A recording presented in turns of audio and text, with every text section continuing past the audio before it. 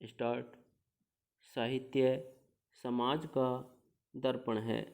किसी समाज के साहित्य में उस समाज का उत्थान पतन देखा जा सकता है।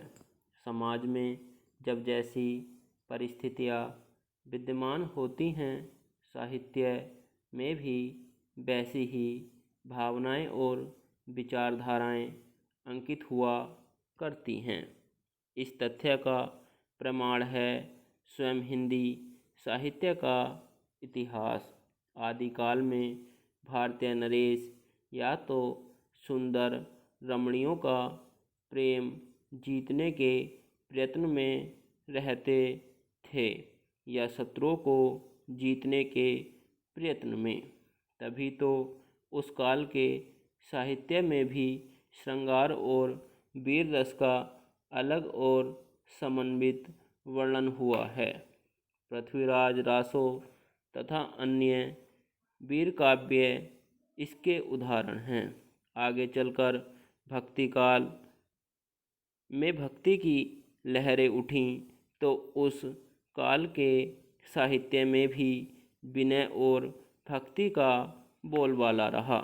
जहांगीर और शाहजहां के शासनकाल में रचना रीतियों का बोलबाला रहा।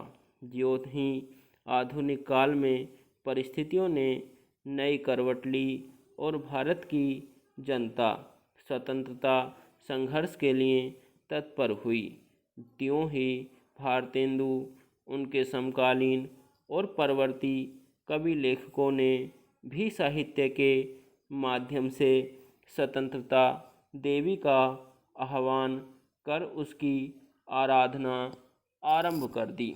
इस प्रकार हमारे जीवन में एक नई ज्योति जलाई। चेंज।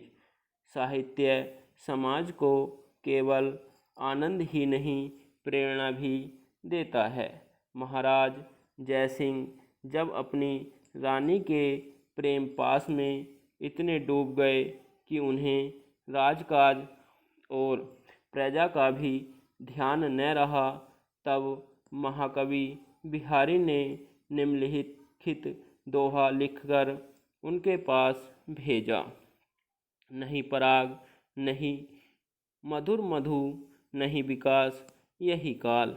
अली कली की सोबंधियों, आगे कौन हवाल। स्टॉप।